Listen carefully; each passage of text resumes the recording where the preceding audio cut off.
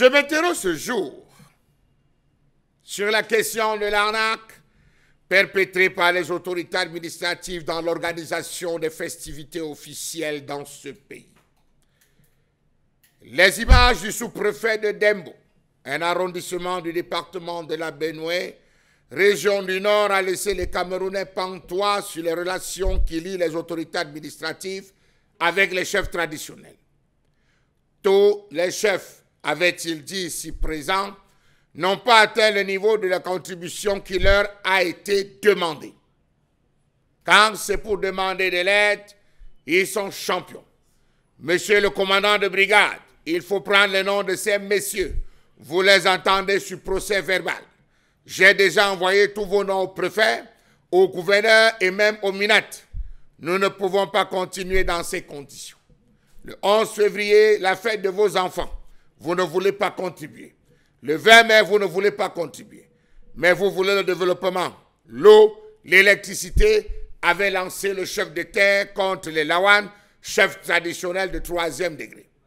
Donc, les cotisations faites par les chefs lors de cette cérémonie vont aider à avoir de l'eau, vont aider à avoir de l'électricité, monsieur le sous-préfet de Dembo.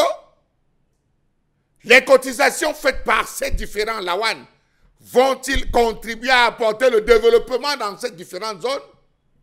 Question. Il y a le plus loin. Instruction a été donnée au commandant de brigade d'entendre sur procès verbal tous les chefs de 3e degré de son territoire de commandement. Les services de renseignement y sont mêlés. Celui qui ne sera pas là, nous allons le ramasser. Il va dormir au parquet, même s'il part se cacher au Nigeria. Donc, monsieur le sous-préfet, le délégué régional du MINAT est au-dessus du président du tribunal, à qui il peut donner une injonction. Parce que vous avez précisé, il va dormir au parquet. Bravo. Comment comprendre que décidément les représentants de l'État se moquent de l'État là où ils doivent servir l'État?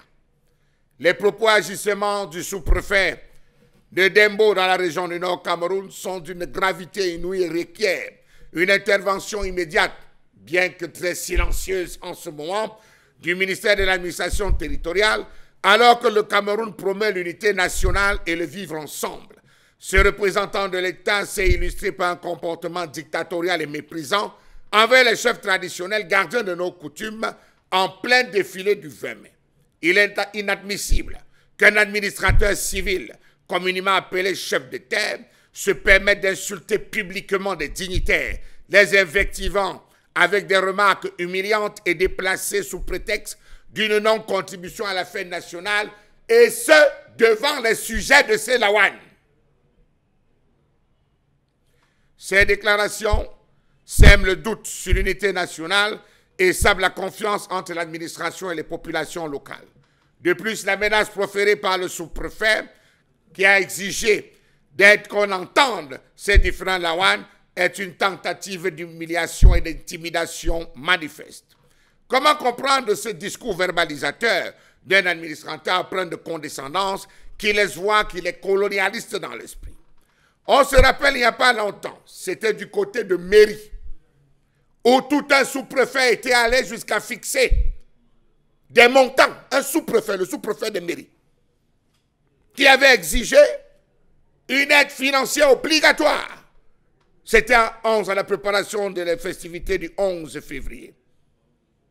Le sous-préfet de la commune de Mairie, lors de la 55e fête de la jeunesse, avait exigé que les maires devaient contribuer à hauteur de 500 000 francs CFA. 100 000 francs pour les députés de sa circonscription. 50 000 francs CFA pour les conseillers régionaux. 20 000 francs CFA pour les élites intérieures et extérieures. 10 000 francs par chef de 2e degré et par délégué et chef de service.